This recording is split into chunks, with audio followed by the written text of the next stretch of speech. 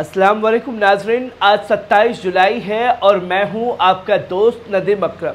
हाजिर हूं दुनिया भर से आई 10 अहम और पुरअसर खबरों के साथ जो न सिर्फ सियासत का रुख बदल रही है बल्कि इंसानियत, जंग, अमन और जमीर सबका इम्तिहान ले रही है। चाहे बात हो मक्का में गिरफ्तार हुए मिस्री ज़ायरीन की या गजा में भूख से बिलबिलाते मासूमों की, कहीं सियासी बाइकॉट का ऐलान है तो कहीं इंसानी मदद पर बंदिशें और हमले हैं। इन तमाम रिपोर्ट्स में आपके लिए है वो बातें जो बड़ी मीडिया छुपा लेती है। जहां शुरुआत करते हैं पहली बड़ी खबर से जो आप अपनी स्क्रीन पर देख रहे हैं। मक्का में मिस्री ज़ायरीन गिरफ्तार। दोस्तों, सऊदी अरब की सिक्योरिटी फोर्सेस ने मक्का मुकरमा में एक मिस्री ज़ायरीन को गिरफ्तार कर लिया है।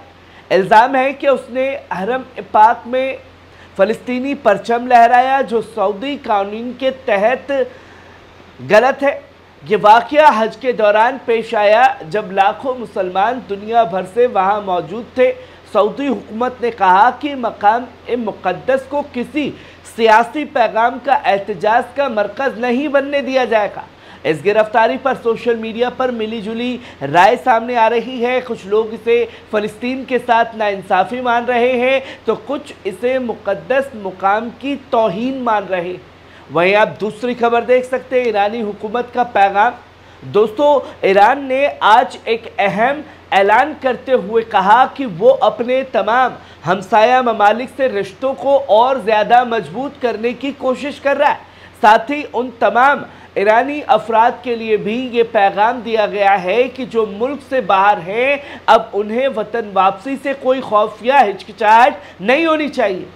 हुकूमत का कहना है कि जो भी ईरानी अपने वतन लौटना चाहता है उसके लिए दरवाजे खुले हैं, बशर्ते वो मुल्क की क़वानीन का एहतराम करे। ये ऐलान न सिर्फ सियासी बहाली का इशारा देता है बल्कि कौमी यकजहती और एतमाद का भी पैगाम है। वहीं आप तीसरी खबर देख सकते हैं, इजरायली कब्जे के मुकम्मल बाइकॉट का मुतालबा। दोस्तों, ऑस्ट्रेलिया के साल्ज़बर्ग शहर में चल रहे दुनिया का मशहूर साल्ज़बर्ग फेस्टिवल में उस वक्त हलचल मच गई जब यहूदी नस्लकुशी मुखालिफ कारकुनों ने स्टेज पर धावा बोल दिया। इन कारकुनों ने इजराइल की जाबिर पॉलिसियों और फ़लस्तीनी इलाकों पर जारी कब्जे के खिलाफ आवाज़ बुलंद करते हुए फेस्टिवल से मुकम्मल बाइकॉट का मुतालबा किया। उन्होंने हाथों में प्ले कार्ड्स उठाए थे जिन पर लिखा था ना जुल्म न तालीम और तहजीब की आड़ में कब्जा। इस पुरअसर एहतजाज में पूरी दुनिया की तवज्जो एक बार फिर गजा की तरफ मोड़ दी है। क्या इस तरह के अमन पसंद एहतजाज कौमी जमीर को झंझोड़ सकते हैं? वहीं आप चौथी खबर देख सकते हैं, मछुआरे ने निकाली राहत के पैकेजेस। दोस्तों, गजा से एक दिल छू लेने वाली और उम्मीद बख्श खबर सामने आई है। मिस्री अवाम ने कुछ हफ्ते पहले इंसानी हमदर्दी के तहत चावल और दाल से भरी हुई बोतलें समुद्र के रास्ते गजा भिजवाने की कोशिश की थी और वो कोशिश रंग लाई है। इस रिपोर्ट को मैंने आप लोगों के सामने रखा था। कुछ बोतलें वाकई गजा के साहिली इलाकों तक पहुंच गई हैं और वहां के मछुआरों ने उन्हें समुंदर से निकालने में कामयाब रहे। हालांकि तादाद बहुत कम थी, लेकिन ये अमल इस बात की अलामत है कि सरहदों और नाकाबंदी के बावजूद इंसानियत की राह निकाली जा सकती है। गजा के लोग इस राहत को सिर्फ एक मदद नहीं बल्कि दुनिया की मोहब्बत का पैगाम मान रहे हैं। क्या आप भी मानते हैं कि एक बोतल भी कभी कभी सारा समुंदर बदल सकती है? वहीं आप पांचवी खबर देख सकते हैं, आलमी समुंदर में कारकुनों को अगवा किया गया। दोस्तों, गजा की मुहासरा शुदा सरजमीन के लिए इंसानी मदद लेकर जा रहे हमला जहाज़ पर इजरायली नौसेना ने हमला कर दिया। ये हमला आलमी समुंदर में उस वक्त हुआ जब जहाज़ पर सवार कारकुन गजा के भूख से मरते लोगों तक खाना और दवाएं पहुंचाने की कोशिश कर रहे थे। ताज़ा वीडियो फुटेज में साफ देखा जा सकता है कि इजरायली फौजियों ने जहाज़ पर धावा बोला, कारकुनों को अगवा किया और जहाज़ की कैमरा रिकॉर्डिंग बंद कर दी। गजा इस वक्त एक ऐसे कहत साल से गुजर रहा है जो इंसानी तारीख में शायद ही कभी देखी गई हो, और अब इंसानी मदद तक को रोकना इजराइल की वहशियाना पॉलिसियों को इंतहा दिखाता है। क्या अब भी दुनिया खामोश रहेगी? वहीं आप छठी खबर देख सकते हैं, यूरोपीय यूनियन के कानून से नाराज कतर गैस सप्लाई रोकने की धमकी दी है। दोस्तों, कतर और यूरोपीय यूनियन के दरमियान अब तनाज़ा तूल पकड़ता जा रहा है। रॉयटर्स की रिपोर्ट के मुताबिक कतर हुकूमत ने बेल्जियम हुकूमत को भेजे गए एक खत में धमकी दी है कि अगर यूरोपीय यूनियन जबरी मजदूरी और माहौलियाती नुकसान का अपना नया ड्यू डिलिजेंस कानून लागू करता है तो यूरोप में दी जाने वाली गैस की सप्लाई रोक सकता है। याद रहे, कतर दुनिया का तीसरा सबसे बड़ा एलएनजी यानी कि लिक्विफाइड नेचुरल गैस एक्सपोर्टर है। रूस यूक्रेन जंग के बाद से यूरोप की 12% से 14% एलएनजी ज़रूरतें कतर से पूरी हुई है।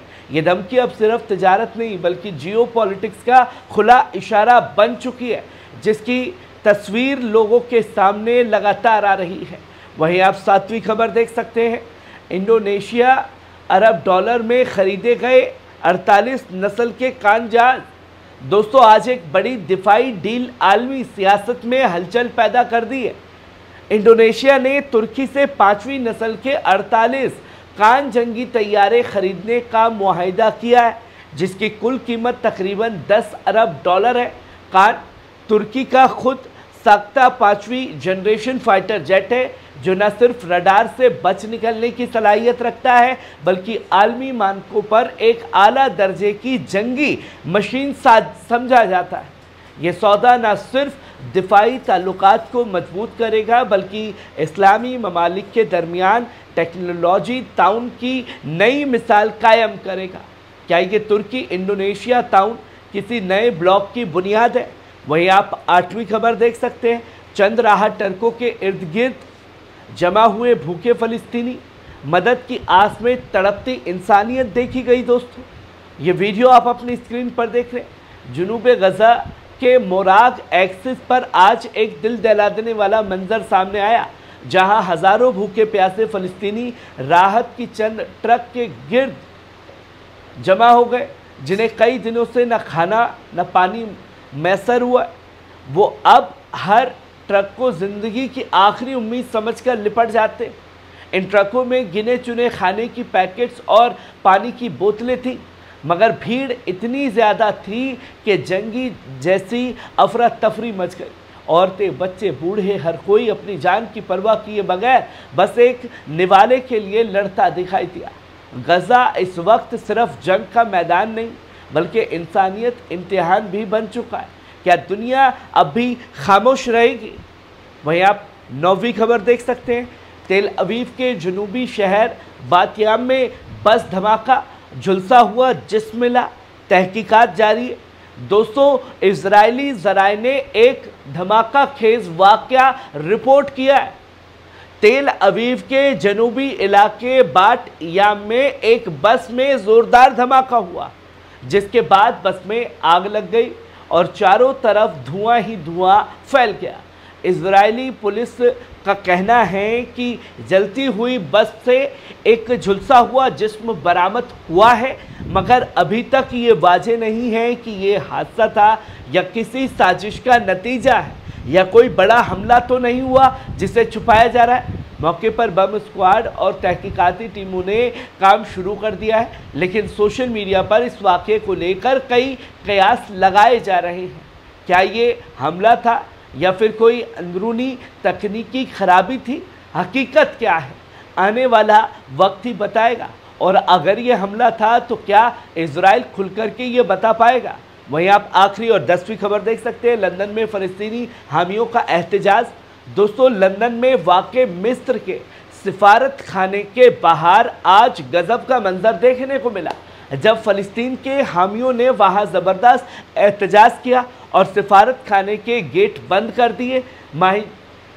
प्रोटेस्टरों का कहना था कि मिस्री हुकूमत ने रफा बॉर्डर को बंद करके इजराइल की नस्लकुशी और भूख से मरने की साजिश में खामोश शरीक बन गई है, जबकि सरहद पर सैकड़ों ट्रक राहत सामान से भरे खड़े थे और गजा के लोग एक एक निवाले को तरस रहे हैं। ये एहतजाज सिर्फ एक मुल्क के खिलाफ नहीं बल्कि उस ज़मीर के खिलाफ है जो जुल्म देखकर भी खामोश है।